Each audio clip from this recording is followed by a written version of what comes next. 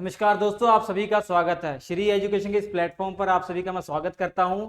बच्चों, 14 मई 2023 को आप सभी को पता है यूपी पीसीएस का प्री एग्जाम है। तो कई स्टूडेंट कंफ्यूज होंगे कि हिस्ट्री को कैसे पढ़ें, क्योंकि जीएस के लिए हिस्ट्री एक बहुत इंपॉर्टेंट है, पीसीएस के लिए बहुत इंपॉर्टेंट रोल निभाता है। उसमें स्कोर करना बहुत जरूरी है और समय बहुत कम समय बचा हुआ है और कई स्टूडेंट का सिलेबस कवर ही नहीं हुआ है। तो आज के इस वीडियो को देखने के बाद आपको ये समझ में आ जाएगा कि 5-6 दिनों के अंदर ही आप हिस्ट्री को कैसे कवर कर सकते हैं। इसके लिए मैं आपको मिलवाता हूं अशोक सर से, जो इसके बारे में आपको बताएंगे हिस्ट्री को कैसे तैयार करना है। सर प्लीज आइए। सर आपका स्वागत है श्री एजुकेशन पर। सर आप ये बताइए, बच्चों को जो पीसीएस के एग्जाम देने वाले हैं, हिस्ट्री उनका तैयार नहीं है, तो वो सोच रहे हैं कि प्राचीन भारत पढ़ें, फिर मध्यकालीन पढ़ें, कौन सा टॉपिक पढ़ें, कैसे पढ़ें। थोड़ा सा ये सोल्यूशन दे दीजिए ताकि कम समय में अच्छा पढ़ सकें। दोस्तों, हमें सभी लोगों को पता है कि अगर पहले ऑप्शनल होता था, अभी जीएस के पर्पज से पढ़ना इतिहास को। इतिहास एक बड़ा सिलेबस है और उस सिलेबस में सबसे ज़्यादा महत्वपूर्ण बात यह है कि सवाल कहाँ से पूछे जाते हैं उस पर हमें फोकस करना है। तो उस तरह से कुछ पॉइंट बनाए गए हैं जिसे आप देखिए।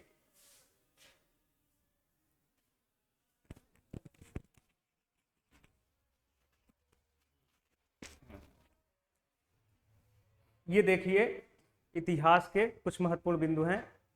स्रोत: सिंधु घाटी सभ्यता, वैदिक युग, मौर्य, मौर्योत्तर काल, गुप्त, गुप्तोत्तर काल। दक्षिण भारत: अरब, तुर्क, दिल्ली सल्तनत, मुगल काल, मराठा, अंग्रेज, स्वतंत्रता संघर्ष। इसमें जब आपके पास समय कम हो या इतिहास, आपको पता है कि इतिहास अगर आप स्रोत से शुरू करेंगे तो स्रोत सिंधु घाटी सभ्यता पढ़ते पढ़ते वैदिक आते आते आप बोर हो जाते हैं, आपको लगता है कि यार इतिहास छोड़ो और कोई विषय पढ़ो। मगर आप इतिहास की सबसे ज्यादा महत्वपूर्ण बात यह है कि इसको छोड़ दीजिए, स्रोत को छोड़ दीजिए, सिंधु घाटी सभ्यता छोड़ दीजिए, वैदिक छोड़ दीजिए, मौर्य छोड़ दीजिए, कोई एक टॉपिक उठा लीजिए जो आपके लिए, जो आपको इंटरेस्ट पैदा कर दे इतिहास पढ़ने में। कोई भी एक टॉपिक उठाइए, उसको क्लियर करिए। अगर हम सवाल के हिसाब से देखें कि सबसे ज्यादा सवाल कहाँ से पूछे जाते हैं, तो आप देखिए सिंधु घाटी सभ्यता से पूछे जाते हैं, वैदिक युग से पूछे जाते हैं, मौर्य काल से पूछे जाते हैं। और इसको, तो ये हमारे लिए बहुत महत्वपूर्ण है, जहां से सबसे ज्यादा सवाल पूछे जाते हैं। और इधर आप देखेंगे स्वतंत्रता संघर्ष से बहुत सवाल पूछे जाते हैं।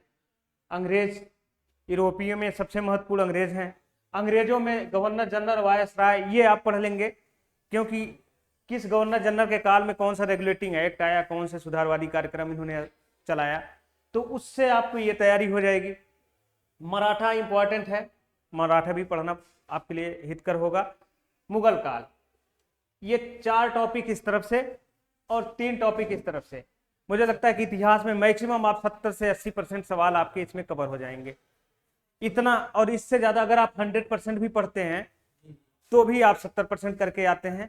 लेकिन मुझे लगता है कि अगर आप इस पे फोकस करेंगे तो मैक्सिमम सवाल आप इतिहास के सही करके आएंगे। और दूसरी बात यह है कि आपके पास समय की बाध्यता है। आप अगर 14 को पेपर है, आपको 10 दिन में रिवीजन करना है इतिहास को, या 1 हफ्ते का ही समय देना है आपको इतिहास में, तो 1 हफ्ते में बहुत आसानी से इन चीजों को आप देख सकते हैं। ये जो पॉइंट है इनको आप बहुत आसानी से 1 हफ्ते से, क्योंकि 7 दिन का है, एक एक दिन एक एक टॉपिक पे समय देंगे तो बहुत अच्छे से क्लियर हो जाएगा। क्योंकि ऐसा तो है नहीं कि आपने पढ़ा नहीं है।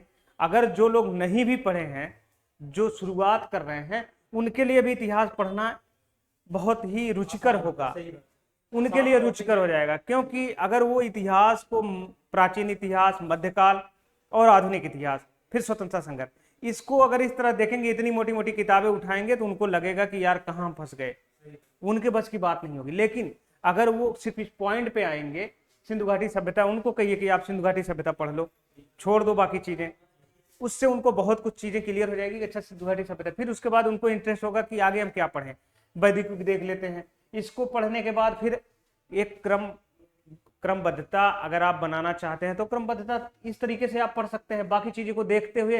लेकिन सबसे ज्यादा फोकस किस पे करना है, ये पॉइंट पे, इस पॉइंट पे आपको, क्योंकि सबसे ज्यादा सवाल यहीं से पूछे जाते हैं। इसलिए इतिहास को सरल बनाइए और आसानी से आपकी तैयारी हो जाएगी। बाकी एप्लीकेशन पे जाके आप नोट्स ले सकते हैं। एप्लीकेशन पे नोट्स अवेलेबल है, मतलब 7 दिन में ये 7 टॉपिक तो आराम से क्लियर हो सकते हैं सर। बिल्कुल बिल्कुल, बहुत आसानी से। और अगर देखा जाए पिछले 10-15 वर्षों में जो क्वेश्चन आए हुए हैं वो ज्यादातर इन्हीं टॉपिक से आए हुए हैं। बिल्कुल बिल्कुल, यहीं से आए हैं सबसे ज्यादा सवाल। यहाँ से प्राचीन भारत के अगर देखा जाए तो प्राचीन भारत के इतिहास में सिंधु घाटी सभ्यता, वैदिक युग, मौर्य काल, और फिर उसके बाद आधुनिक भारत के इतिहास से सबसे ज्यादा पूछे जाते हैं स्वतंत्रता संघर्ष, अंग्रेज। और चूंकि यूरोपियों में सबसे ज्यादा सवाल अंग्रेजों से पूछे जाते हैं क्योंकि अंततः यही स्थापित हुए भारत में। और मराठा से सवाल पूछे क्योंकि मराठा का मुगलों से और अंग्रेजों से दोनों से संघर्ष रहा है। और फिर मुगल काल। रही बात दिल्ली सल्तनत, अरब, तुर्क, दक्षिण भारत का इतिहास, इसमें से सवाल। सर ये गवर्नर जनरल वायसराय में क्या पढ़े हैं, मतलब इसमें इसको दोनों को देखिए, दोनों के टाइम में कौन कौन से सुधारवादी कार्यक्रम स्थापित चलाए गए भारत में, और इनके समय में क्या क्या सुविधाएं आपको मिली, रेगुलेटिंग एक्ट से लेकर जो संवैधानिक निर्माण हुआ है, संवैधानिक विकास हुआ भारत का। अगर आप संवैधानिक विकास पढ़ेंगे तो भी आपको पढ़ना ही पड़ेगा, तो आप इतिहास से ये चीजें पढ़े रहेंगे तो आपका पॉलिटी में भी ये काम आएगा। तो ये है। थैंक यू सर, आपने अपना बहुमूल्य समय दिया। तो आप सभी बच्चों को यही जानकारी देनी थी कि समय कम बचा हुआ है और कम समय में ज़्यादा अगर स्कोर करना है तो ये इम्पोर्टेंट टॉपिक जो है ना ये आप पढ़ लीजिए। ये प्रमाणित है, आप पिछले 10-15 वर्षों में जो क्वेश्चन आए हुए हैं ना उनको देखिए तो सही, इन्हीं टॉपिक से आए हुए हैं। तो ये आप जरूर पढ़ लीजिएगा। सर को बहुत एक्सपीरियंस है इसलिए आपको बताया गया, आपके लिए बहुत बेनिफिशियल होगा। आप सभी को धन्यवाद।